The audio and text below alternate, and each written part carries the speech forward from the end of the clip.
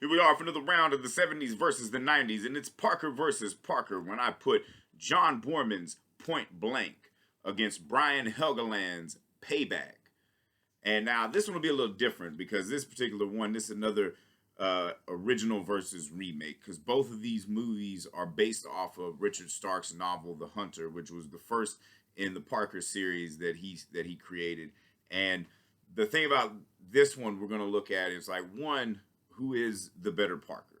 Of course, Lee Marvin and Mel Gibson are the Parkers or the substitutes for Parker because they don't actually use the name. That was something that Richard Stark, who wrote the novels, anytime they made a movie that was based on a Parker novel, they never used the real name because he didn't want the real name used unless they were going to do an actual series. So in Point Blank, Lee Marvin's character is named Walker, and in Payback, Mel Gibson's character is named Porter.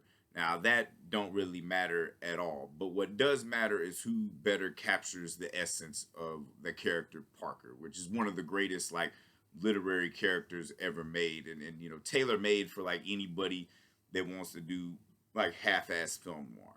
Now Point Blank, directed by John Boorman, that one like I'm not a big John Boorman fan. I think he's one of the most overrated mid directors out there. But even the shittiest of directors has at least one movie that's really fucking great. And I would consider Point Blank to be John Boorman's masterpiece because it's a movie that it's subtle film noir. It's very artsy fartsy noir because when this film was made in 1967, there were still like things that you couldn't do in the cinema. It was very much 1967 was kind of the cinematic revolution where you could break boundaries, and of course this movie kind of breaks boundaries when it comes to violence and sex, and you know because there's a lot of fucked up things in this movie. You know there was a lot of fucked up things in the book, and there's a few things that they changed. I don't know if I'm. It's been a minute since I've read the book, but I don't think there was any Alcatraz shit in there because the film opens with Lee Marvin's character getting double crossed by John Vernon, who is it's in his first movie, and he kind of like would be typecast as that wormy guy probably because of this movie, and so they rip him off, and we see kind of a existential opening credit sequence. It's intermingled with the flashbacks of how the job went down that they portrayed him on, and then like him kind of escaping from Alcatraz, so to speak. And you know, Lee Marvin was like one of the greatest like tough guy actors, you know. And the thing about it is he didn't have to say much either. Usually the less he said, the better. I think like the most words this motherfucker ever spoke was in The Dirty Dozen, which came out in the same year and was just as fucking great and pushed just as many boundaries. Now, I feel like he captures that quiet intensity of Parker because the action in it is a lot fucking like it's harsh, but it's not overtly harsh. You know, like probably the most indulgent shit that goes down in this movie is when he drops those fucking fragrance bottles in the bathroom of his wife who kills herself. But that scene where they're in that nightclub and you got the fucking the singer that looks a lot like Jamie Foxx in the film, but it's not way like Jamie Foxx probably wasn't even born. If he was a kid when that came out. But look, just like Jamie Foxx playing Ray Charles is the craziest shit. But when he's beating the shit out of those goons in that club while that dude's singing, it's all intercut. You know, that's just masterful filmmaking. You know, if you saw this was your first John Boorman film and you saw all of his subsequent films, and you're like, well, you would be expecting a hell of a lot more than what you got after Point Blank. And you know, of course, like he does it in a way too where he's like not necessarily smarter than these motherfuckers, but he's not as like you know full of himself. You know, all you know he's humble. It's all about the principle. All he wants is his $93,000.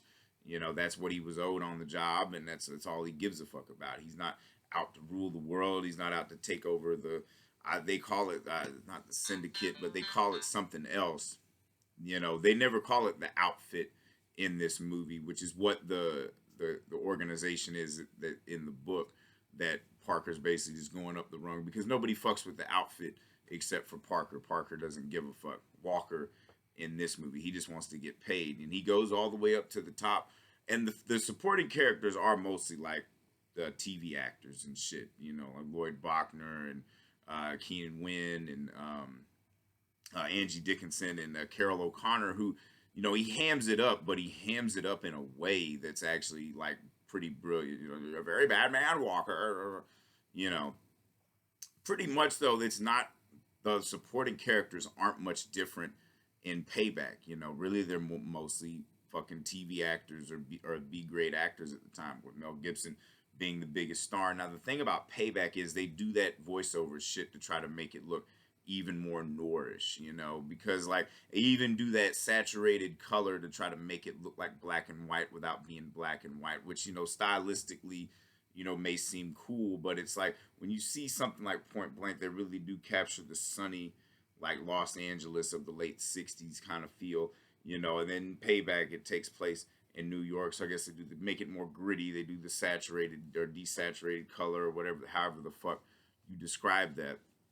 But the voiceover in and of itself, it does kind of feel like some shit that Richard Stark would write, but you know, they don't have voiceover in Point Blank, so that's already a point for Point Blank, because voiceover in and of itself is fucking garbage. One of the few people that can pull off voiceover in movies is Scorsese, because he does it like a film novel. Like Payback doesn't really capture the essence of like what Parker really was. Like, you see him do a lot of brutal shit, you know, but it's not really more emotional than Parker would be, especially the side plot with Maria Bello, you know, with the girlfriend that his wife got pissed off about, and that's the main reason why double cross him. They throw a lot of extra bullshit in this movie that's not even in the book. I mean, granted, Point Blank does that too, but Point Blank does it a little more organically and still captures that essence, because, like, you know, Parker doesn't really have any attachments to anything. You know, he's just out to get his fucking money. You know, he's not gonna get hung up on some broads. You know, they're just really like anybody and everything, and like pawns in his game to get what he needs and shit. That's why in Point Blank he uses Angie Dickinson as a Trojan horse to get John Vernon's attention and shit, which is pretty fucked up. And it's like falls over that fucking railing and shit, and you know, like it's just a lot of shit where he like outsmarts these motherfuckers without having to try to outsmart them. You know, like even in Payback though, there's like that added fucking subplot of like you got the corrupt cops, you know, Bill Duke, and I forget who that other dude is. He's always in a lot of shit, and you know, like David Paymer's, and like they just throw in a lot of like fucking side plots on side plots. Where it's like Point Blank, pretty straightforward. In my opinion, it makes it a better movie and stuff, you know, because there are some cool things in Payback and there are some cool lines in it, but the fact that at the end of Payback he rides off with the girl and all that stuff, and it's like, well, I told her if she stopped hooking, I'd stop shooting people and all this shit. I guess we were aiming high. You know, that kind of bullshit is just fucking lame. I mean, it almost makes that fucking existential ending of Point Blank seem all the more appealing, because it's like all this shit goes down and then they're just like, well, you know, it is almost in a way more true to the book how they do it in Point Blank, as he just walks off, you know, because the shit never ends. You know, the first 3 books were kind of an overarching trilogy, and then, you know, went on from there. But the thing about it is too, with Payback, it seems so overtly like harsh and trashy, whereas like, you know, the novels are like, you know, they're crime fiction. They do a lot of fucked up shit into it, but there's a certain level of sophistication in those books, you know, for much as the gritty, like pulpy type shit, you know, and you get that with Point Blank, you know, you get that sophistication because, you know, John Boorman at the end of the day is an art house director. And I would argue too, Payback would probably be a lot better if Mel Gibson had just directed it, because Mel Gibson does a pretty good job at playing Parker, but it just doesn't, for me, he doesn't like have that silent intensity that Lee Marvin does, you know. And it's almost like, because Lee Marvin was like, especially even by that time in his career, he was so used to playing those fucking harsh, sleazy characters that didn't really give a fuck about anything, that it was almost second nature to him. He could do that shit without breathing. Whereas like Mel Gibson played, like, yeah, sure, he played a lot of crazy motherfuckers, but he was always the hero, even if he's playing an anti-hero. So that's another thing that kind of takes away from it. You know, like when he comes through the door and, you know, to shoot the Greg Henry motherfucker.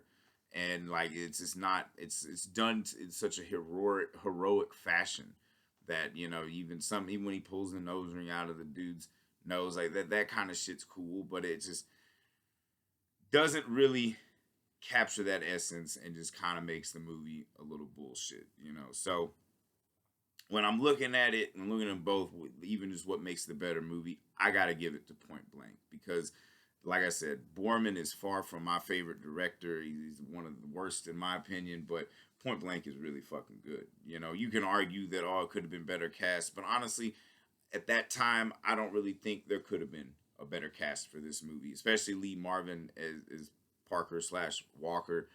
It's definitely more true to how, like, at least I read it in The Hunter. So for anybody keeping score, that is 80 to 64. 70s are up by 16 now.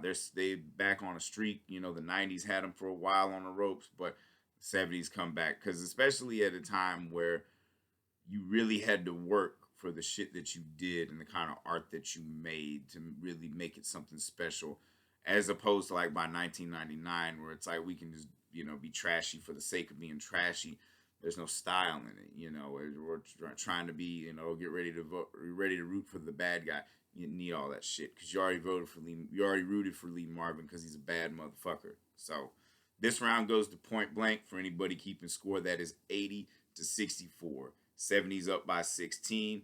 If I said anything wrong, anything you disagree with, feel free to eviscerate me in the comments. It's just one asshole's opinion on a very long, self-indulgent journey to see which decade was better for movies, the 70s or the 90s. And it's looking like the 70s, but we still got a long way to go. Whole lot of these matchups, hell, I'll probably be doing this shit 5 years from now. This is just one man's existential journey that don't mean a damn, but I'm going to find out the truth. Ruth.